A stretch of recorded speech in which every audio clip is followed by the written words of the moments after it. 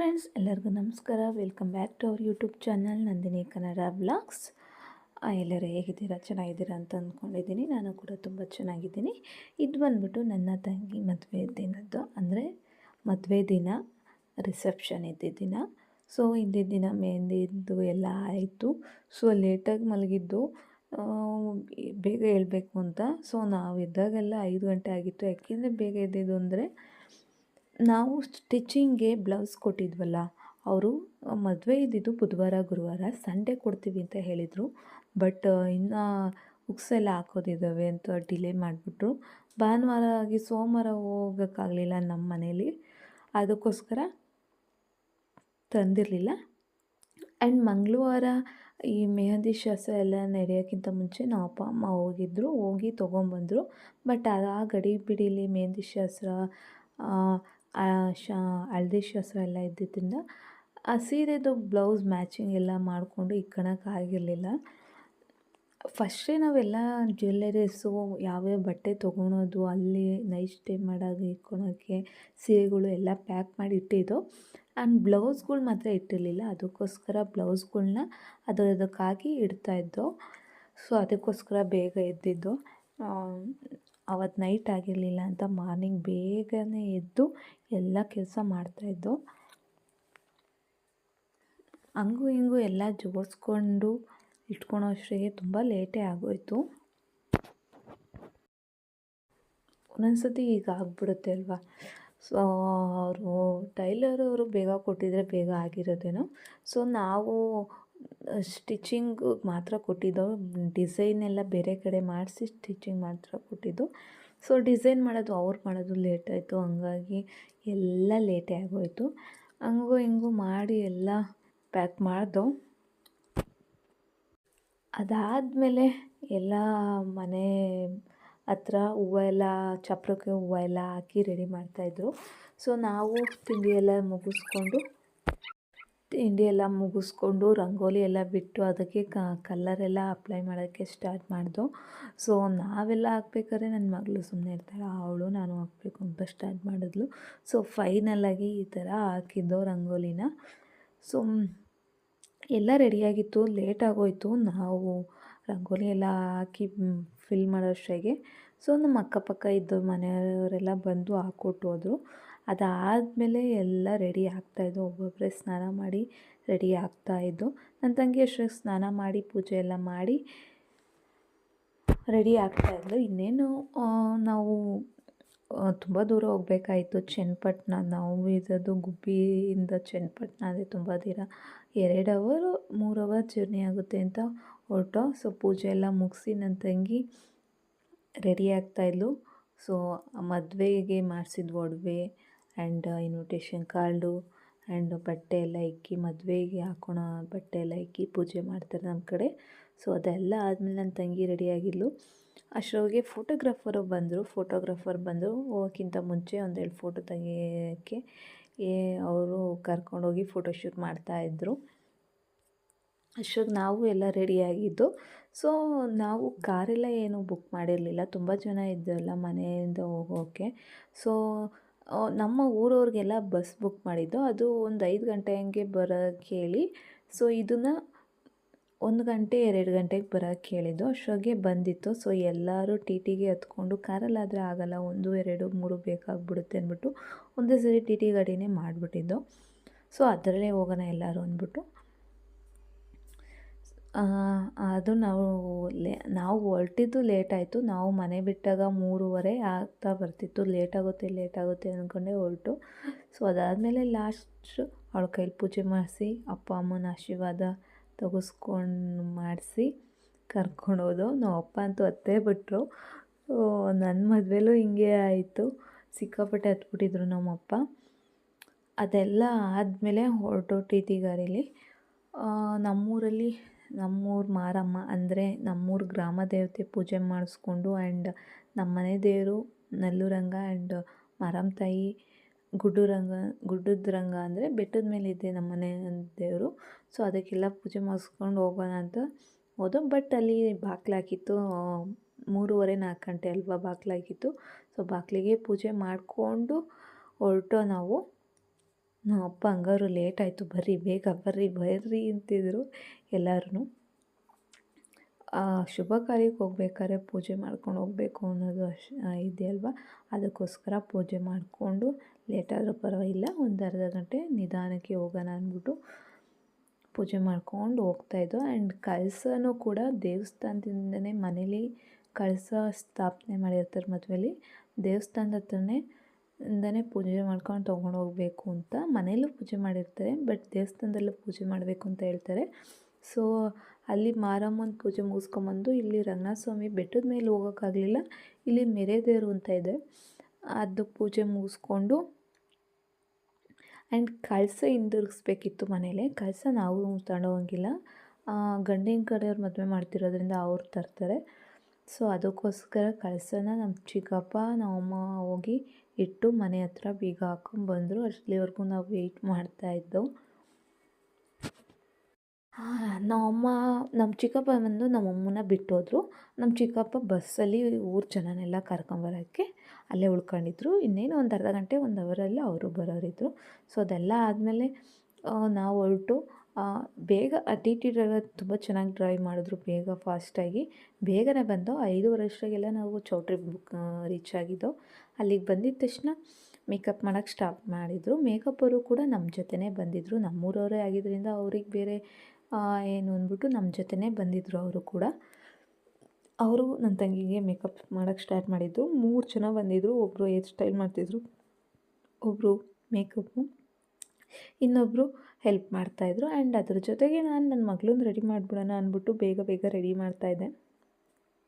ಅವಳನ್ನ ರೆಡಿ ಮಾಡಿದ್ರೆ ಬೇಗ ನಾನು ಆಮೇಲೆ ಹಿಂದೆನೇ ರೆಡಿ ಆಗೋಕ್ಕೆ ಈಸಿ ಆಗುತ್ತೆ ಅಂದ್ಬಿಟ್ಟು, ಆಮೇಲೆ ಇನ್ನೊಂದು ಕಡೆ ನಮ್ಮ ಚಿಕ್ಕಮ್ಮ ನನ್ನ ತಂಗಿ ಎಲ್ಲ ರೆಡಿ ಆಗ್ತಾಯಿದ್ರು. ಒಬ್ಬೊಬ್ರದ್ದೇ ಮುಗೀಲಿ ಬೇಗ ಬೇಗ ಅಂದ್ಬಿಟ್ಟು ರೂಮಲ್ಲಿದ್ದವ್ರನ್ನೆಲ್ಲ ಆಚೆ ಕಳಿಸಿ ಮಾಡ್ತಾಯಿದ್ರು ರೆಡಿನ. ಫಸ್ಟು ಚೆನ್ನಾಗಿ ಮಾಡಿದ್ರು.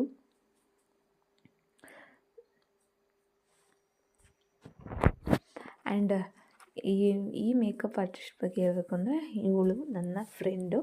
ಸೊ ನಾನು ಇವಳು ಎಲ್ಲ ಒಂದೇ ಆಫೀಸಲ್ಲಿ ವರ್ಕ್ ಮಾಡ್ತಿದ್ದೆ ಫಸ್ಟು. ಅದಾದಮೇಲೆ ಆಫೀಸ್ ಬಿಟ್ಟು ಈಗ ಮೇಕಪ್ ಆರ್ಟಿಸ್ಟಾಗಿ ವರ್ಕ್ ಮಾಡ್ತಾಯಿದ್ದಾಳೆ. ಇಲ್ಲೇ ನಮ್ಮ ಗುಬ್ಬಿಲೇ ಅಕಾಡೆಮಿ ಕೂಡ ಇದೆ, ಕೋರ್ಸ್ ಕೂಡ ಹೇಳ್ಕೊಡ್ತಾರೆ. ತುಂಬ ಚೆನ್ನಾಗಿ ಮೇಕಪ್ ಮಾಡಿದ್ಲು. ನನ್ನ ತಂಗಿಗೆ ಮಾತ್ರ ಸಕ್ಕತ್ತಾಗಿ ಕಾಣಿಸ್ತಾಯಿತ್ತು. ಆ್ಯಂಡ್ ಅವಳು ಒಂದು ಸ್ವಲ್ಪ ಗುಂಡು ಇದ್ದಿದ್ದಕ್ಕೂ ಕೂಡ ಇನ್ನೂ ಚೆನ್ನಾಗಿ ಕಾಣಿಸ್ತಿತ್ತು. ಆ್ಯಂಡ್ ಆ ಹೇರ್ ಸ್ಟೈಲು ನನ್ನ ತಂಗಿ ಲಾಂಗ್ ಹೇರೇ ಇರೋದ್ರಿಂದ ಅವ್ರಿಗೆ ಎಕ್ಸ್ಟೆನ್ಷನ್ ಏನು ಬೇಡ, ಎಕ್ಸ್ಟೆನ್ಷನ್ಗಿಂತ ಉದ್ದ ನನ್ನ ತಂಗಿ ಕೂದಲೇ ಬರ್ತಿತ್ತು. ಅದಕ್ಕೋಸ್ಕರ ರಿಯಲ್ ಹೇರಲ್ಲೇ ಮಾಡ್ತೀವಿ, ಎಕ್ಸ್ಟೆನ್ಷನ್ ಬೇಡ ಅಂತ ಹೇಳಿದ್ರು. ಸೊ ಅಷ್ಟರಾಗಿ ನನ್ನ ಮಗಳು ರೆಡಿಯಾಗಿದ್ಲು. ನೋಡಿ ಹಿಂಗೆ ರೆಡಿ ಮಾಡಿದ್ದೆ, ಒಂದೇ ಒಂದು ಫೋಟೋ ತೆಗೆಸ್ಕೊಂಡಿಲ್ಲ ನೀಟಾಗಿ. ಹಿಂಗೆ ಕಪ್ಪಿ ಆಡ್ದಂಗೆ ಆಡಿ ಒಂದು ಫೋಟೋನೂ ತೆಗೆಸ್ಕೊಳ್ಲಿಲ್ಲ. ಚಿಕ್ಕಮ್ಮನ ಹತ್ರನೂ ಅಷ್ಟೇ, ಅವಳು ಬಾ ಅಮ್ಮು ತೆಗೆಸ್ಕೊಳೋಣ ಅಂದರು, ಹೋಗಿ ತೆಗೆಸ್ಕೊಳ್ಳಿಲ್ಲ. ಫ್ಯಾಮಿಲಿ ಫೋಟೋಗೂ ಬರಲಿಲ್ಲ ಅವಳು, ಅಷ್ಟು ಹಠ ಮಾಡ್ತಿದ್ಲು ಫೋಟೋದೆಲ್ಲ ತೆಗೆಸ್ಕೊಳಕ್ಕೆ. ಫೋಟೋ ಎಲ್ಲ ಇಂಟ್ರೆಸ್ಟೇ ಇಲ್ಲ ನನ್ನ ಮಗಳಿಗೆ. ನಾನಂತೂ ಫೋಟೋ ಅಂದರೆ ಎಲ್ಲಿದ್ದರೂ ಓಡಿ ಬರ್ತೀನಿ. ನನ್ನ ಮಗಳಿಗೆ ಮಾತ್ರ ಫೋಟೋ ಕಂಡ್ರೆ ಆಗೋಲ್ಲ. ಮುಂಚೆ ಚಿಕ್ಕ ವಯಸ್ಸಲ್ಲಿ ಹಿಂಗಿರಲಿಲ್ಲ, ಫೋನ್ ಕ್ಯಾಮ್ರಾ ಹಿಂಗೆ ಹಿಡಿದ್ರೆ ಸಾಕು, ಫೋನ್ ಕ್ಯಾಮ್ರಾ ಎಲ್ಲೈತೆ ಅಲ್ಲೇ ನೋಡ್ತಿರೋಳು, ಅಷ್ಟು ಚೆನ್ನಾಗಿ ಅಬ್ಸರ್ವ್ ಮಾಡೋಳು. ಆಮೇಲೆ ಬರ್ತಾ ಇಂಟ್ರೆಸ್ಟೇ ಕಮ್ಮಿ ಆಗೋಯ್ತು ಅವಳಿಗೆ, ಫೋಟೋ ವಿಡಿಯೋ ಅಂದರೆ ಆಗೋಲ್ಲ. ಅದೆಲ್ಲ ಮುಗಿಸ್ಕೊಂಬಂದೆ. ನಮ್ಮ ಅಮ್ಮನೂ ರೆಡಿಯಾಗಿರಲಿಲ್ಲ ಇನ್ನು. ನಾನು ಅಷ್ಟರಾಗೆ ನನ್ನ ಮಗಳದೆಲ್ಲ ಆದಮೇಲೆ ನನ್ನ ರೆಡಿ ಮಾಡ್ತಾಯಿದ್ರು. ಸೊ ನಾನು ಡ್ರೆಸ್ಸೆಲ್ಲ ಲೆಹೆಂಗಾ ವೇರ್ ಮಾಡಿದ್ದೆ, ನನ್ನನ್ನು ರೆಡಿ ಮಾಡ್ತಾಯಿದ್ರು. ನನ್ನ ತಂಗಿದು ಆಲ್ಮೋಸ್ಟ್ ಅಲ್ಲೆಲ್ಲ ಮುಗ್ದೋಯಿತು. ಅಷ್ಟರಾಗೆಲ್ಲ ಲೇಟಾಯಿತು, ಕರ್ಕೊಂಬರ್ರಿ ಅಂತಿದ್ರು. ಸೊ ಅವಳದೆಲ್ಲ ಮುಗ್ದೋಯಿತು, ನನ್ನ ರೆಡಿ ಮಾಡ್ತಾಯಿದ್ರು.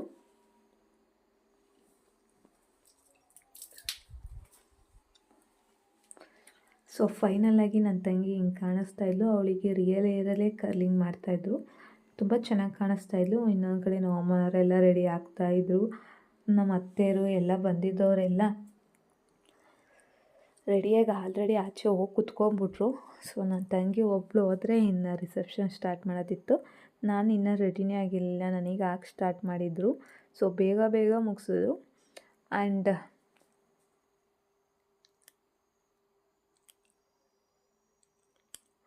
ನನ್ನ ತಂಗಿ ಮೇಕಪ್ ಕೂಡ ತುಂಬ ಚೆನ್ನಾಗಿ ಬಂದಿತ್ತು. ಎಷ್ಟು ಚೆನ್ನಾಗಿ ಕಾಣಿಸ್ತಾ ಇದ್ಲು ನೋಡಿ, ತುಂಬ ಚೆನ್ನಾಗಿ ಕಾಣಿಸ್ತಾ ಇತ್ತು. ಆ್ಯಂಡ್ ಅವಳಿಗೆ ಮೇಕಪ್ ಮಾಡಿದ್ದು ಬಂದುಬಿಟ್ಟು ವಾಟರ್ ಪ್ರೂಫ್ ಮೇಕಪ್ಪು. ಆ್ಯಂಡ್ ಆದರೂ ಕೂಡ ಸ್ವೆಟ್ ಆಗ್ತಾಯಿದ್ಲು, ಮೂಗು ನೋಸ್ ಮೇಲೆ ಎಲ್ಲ ಸ್ವೆಟ್ ಆಗ್ತಿದ್ರು. ಅದು ಒಂಥರ ಮೂಗು ಮೇಲೆಲ್ಲ ಎದ್ದೆದ್ದಂಗೆ ಕಾಣಿಸ್ತಾ ಇತ್ತು. ವಾಟರ್ ಪ್ರೂಫ್ ಅಂತ ಹೇಳಿದರು, ಬಟ್ ಆದರೂ ಹಂಗೆ ಕಾಣಿಸ್ತಾ ಇತ್ತು. ಆ್ಯಂಡ್ ಈ ಜ್ಯುವೆಲರೀಸ್ ಎಲ್ಲ ನಾವೇ ಇದು ಬುಕ್ ಮಾಡಿ ತೊಗೊಂಡಿದ್ದು, ಎಕ್ಸ್ಟ್ರಾ ಅಮೌಂಟ್ ಪೇ ಮಾಡಿ. ನೋಡಿ ನನ್ನ ಮಗಳು ಅವಳು ಫೋಟೋ ತೆಗೆಸ್ಕೊತಾ ಇರಲಿಲ್ಲ, ನನಗೂ ತೆಗೆಸ್ಕೊಳಕ್ಕೆ ಬಿಡ್ತಾ ಇರಲಿಲ್ಲ. ಆ್ಯಂಡ್ ನಿಜ ಹೇಳಬೇಕು ಅಂದರೆ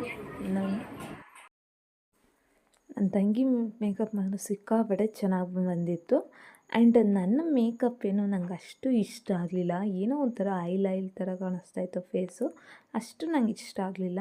ಬಟ್ ಅರ್ಜೆಂಟಲ್ಲಿ ನನಗೂ ಸರಿಯಾಗಿ ಗೊತ್ತಾಗಲಿಲ್ಲ. ನಮ್ಮ ಮನೆಯವರೆಲ್ಲ ಬೈತಾಯಿದ್ರು, ನೀನೇ ಅದಕ್ಕಿಂತ ಚೆನ್ನಾಗಿ ಮಾಡ್ಕೊತೀಯ, ಇದು ಒಂಚೂರು ಚೆನ್ನಾಗಿ ಕಾಣಿಸ್ತಾ ಇಲ್ಲ ಅಂತ. ಸೊ ನಾನು ಆವಾಗ ಏನೂ ಮಾಡೋಕ್ಕಾಗಲ್ಲ ಅಂದ್ಬಿಟ್ಟು ಸುಮ್ಮನಾದೆ. ಫೋಟೋಗೇನು ಅಷ್ಟು ಚೆನ್ನಾಗಿ ಕಾಣಿಸ್ತಿರ್ಲಿಲ್ಲ ಮೇಕಪ್ಪು, ಬಟ್ ನನಗೆ ಡಿಸಪಾಯಿಂಟ್ ಆಯಿತು. ಏನು ಮಾಡೋಕ್ಕಾಗಲ್ಲ ಅಂತ ಸುಮ್ಮನಾದೆ. ಅದಾದಮೇಲೆ ರಿಸೆಪ್ಷನ್ ಎಲ್ಲ ಮುಗಿದ್ಮೇಲೆ ಆ ಹುಡುಗ ಹುಡುಗಿ ಊಟಕ್ಕೆ ಹೋಗಬೇಕು ಅಂತ ಹೊರಟಿದ್ರು. ಆವಾಗ ಈ ಬಳೆ ಶಾಸ್ತ್ರದವರು ಅವ್ರ ಯಜಮಾನ್ರಿಗೇನೋ ಹೆಲ್ತ್ ಇಶ್ಯೂ ಇದೆ, ಅರ್ಜೆಂಟಾಗಿ ಹೋಗಬೇಕು ಅಂತ ಹೇಳಿ ಆಗಲೇ ಬಳೆ ತೋರ್ಸೋಕ್ಕೆ ಸ್ಟಾರ್ಟ್ ಮಾಡಿಬಿಟ್ರು. ಇಲ್ಲ ಒಂದು ಸ್ವಲ್ಪ ಹೊತ್ತು ಇರಿ ಅಂದ್ರೂ ಕೇಳಿಲ್ಲ, ಇಲ್ಲ ಹೋಗಲೇಬೇಕು, ಇಲ್ಲ ಬೇರೆಯವ್ರನ್ನ ಕರ್ಸ್ಕೊಳ್ಳಿ ಅಂತ ಹೇಳಿದ್ರು. ಆಗ ಇನ್ಯಾರನ್ನ ಬೇರೆಯವ್ರನ್ನ ಕರ್ಸೋಕ್ಕಾಗುತ್ತೆ ಅಂತ ಹೇಳ್ಬಿಟ್ಟು ನನ್ನ ತಂಗಿ ಡ್ರೆಸ್ಸು ಎಲ್ಲ ಏನೂ ಚೇಂಜ್ ಮಾಡಲಿಲ್ಲ, ಅದರಲ್ಲೇ ಬಳೆ ತೋರ್ಸೋಕೆ ಕೊಂಡಿಸಿದ್ರು. ನಾವು ಅಷ್ಟರಾಗೆಲ್ಲ ಇಷ್ಟೆಲ್ಲ ಆಗೋಷ್ಟಿಗೆ 12 ಗಂಟೆ 1 ಗಂಟೆ ಆಗಿತ್ತು. ಬಳೆ ಶಾಸ್ತ್ರಕ್ಕೆ ಎಲ್ಲ ಪೂಜೆ ಎಲ್ಲ ರೆಡಿ ಮಾಡಿ, ಪೂಜೆ ಮಾಡಿಸಿ ಬಳೆ ತೋರ್ಸೋಕ್ಕೆ ಸ್ಟಾರ್ಟ್ ಮಾಡಿದ್ರು.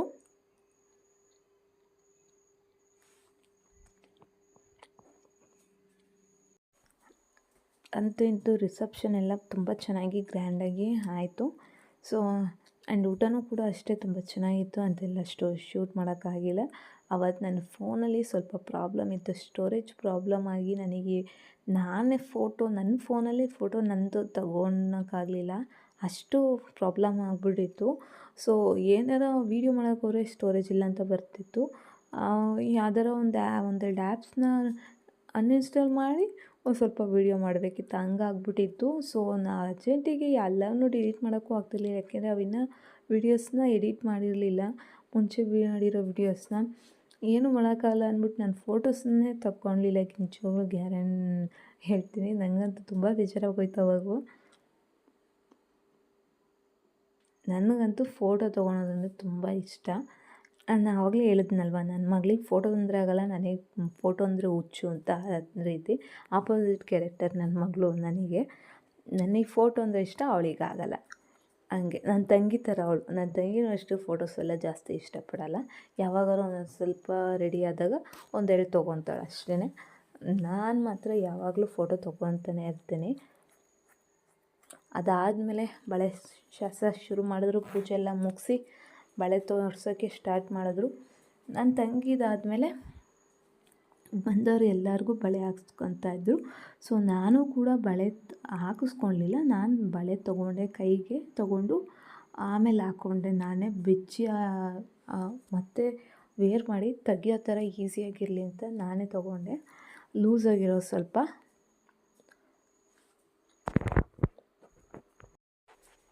ಬಟ್ ನಮ್ಮ ಕಡೆ ಎಲ್ಲ ಬಳೆ ಶಾಸ್ತ್ರ ಯಾವಾಗ ಮಾಡೋದು ಅಂದರೆ ಮಾರ್ನಿಂಗ್ ಟೈಮು. ಇನ್ನೊಂದು ಸರಿ ಅರಿಶಿನ ಹಚ್ಚಾದಮೇಲೆ ಬಳೆ ತೋರಿಸಿ ಕಾಲುಂಗುರ ಎಲ್ಲ ಹಾಕೋದು ಆವಾಗ. ಬಟ್ ಅವ್ರಿಗೆ ಅರ್ಜೆಂಟ್ ಇದ್ದಿದ್ದರಿಂದ, ನಮಗೂ ನೆಸೆಸಿಟಿ ಇದ್ದಿದ್ದರಿಂದ ಏನೂ ಮಾಡೋಕ್ಕಾಗಲಿಲ್ಲ. ಆಗಲೇ ನಾವು ಅವ್ರ ಮಾತೇ ಕೇಳಬೇಕಾಗಿ ಬಂತು. ಇನ್ನು ಆ ನೈಟಲ್ಲಿ ಯಾರನ್ನ ಹುಡುಕೊಂಡು ಹೋಗೋಕ್ಕಾಗುತ್ತೆ ಬಳೆ ತೋರಿಸ್ರಿ ಅಂತ ಹೇಳೋಕ್ಕೆ. ಸೊ ಅದಕ್ಕೋಸ್ಕರ ಆವಾಗಲೇ ಬಳೆ ತೋರಿಸ್ಬಿಟ್ಟು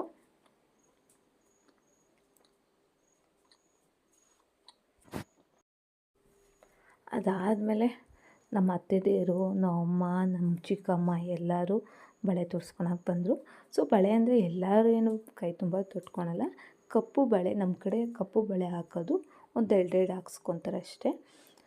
ಸೊ ಬೇರೆ ಕಡೆ ಎಲ್ಲ ನಮ್ಮ ಅತ್ತೆಯವರು ನಮ್ಮ ಅತ್ತೆ ಊರು ಅಂದರೆ ನಮ್ಮ ಅಪ್ಪರ ಅಕ್ಕಾವ್ರ ಊರು ದೇವನಹಳ್ಳಿ ಏರ್ಪೋರ್ಟ್ ಹತ್ರ. ಅವ್ರ ಕಡೆ ಎಲ್ಲ ಯಾವ ರೀತಿ ಅಂದರೆ ಹಸ್ರು ಬಳೆ ತೊಡಿಸ್ತಾರೆ, ಕಪ್ಪು ಬಳೆ ತೊಡಿಸಲ್ಲ. ನಮ್ಮ ಕಡೆ ಕಪ್ಪು ಬಳೆ, ಗೌಡಸ್ಗಳು ಎಲ್ಲ ಕಪ್ಪು ಬಳೆ ಹಾಕಲ್ಲ, ಹಸ್ರು ಬಳೆ ಹಾಕೋದು ಅನಿಸುತ್ತೆ. ಸೊ ನಮ್ಮ ಕಡೆ ಎಲ್ಲ ಕಪ್ಪು ಬಳೆನೇ. ನಾನು ಒಂದೊಂದು ಸರಿ ಅಂದ್ಕೊಂಡಿದ್ದು ಇವರು ಮದುವೆಗೆ ಹಸ್ರು ಬಳೆ ಹಾಕ್ತಾಯಿದ್ದಾರೆ ಅಂತ. ಅದು ಅವ್ರವ್ರ ಶಾಸ್ತ್ರ. ನಮ್ಮ ಕಡೆ ಕಪ್ಪು ಬಳೆ ಹಾಕ್ತಾರೆ. ಸೊ ಅದೆಲ್ಲ ಮುಗಿಸಿ ಎಲ್ಲರೂ ಊಟ ಮಾಡಿ ಬೆಳಗ್ಗೆ 5 ಗಂಟೆಗೆ ಅರಿಶಿನ ಶಾಸ್ತ್ರ ಮಾಡಬೇಕು ಅಂತ ಎಲ್ಲರೂ ಬೇಗ ಮಲ್ಕೊಂಡ್ರು. ಸೊ ನನ್ನ ರಿಸೆಪ್ಷನ್ ಲುಕ್ ಈ ರೀತಿ ಇತ್ತು. ಮೇಕಪ್ ಎಲ್ಲ ಚೆನ್ನಾಗೈತೆ. ನನ್ನ ಫ್ರೆಂಡ್ ಎಲ್ಲ ಬಂದಿದ್ದೆಲ್ಲ ಮೇಕಪ್ ಎಲ್ಲ ತುಂಬ ಚೆನ್ನಾಗೈತೆ, ಚೆನ್ನಾಗಿ ಕಾಣಿಸ್ತಾ ಐತೆ ಅಂತ ಹೇಳ್ತಿದ್ರು.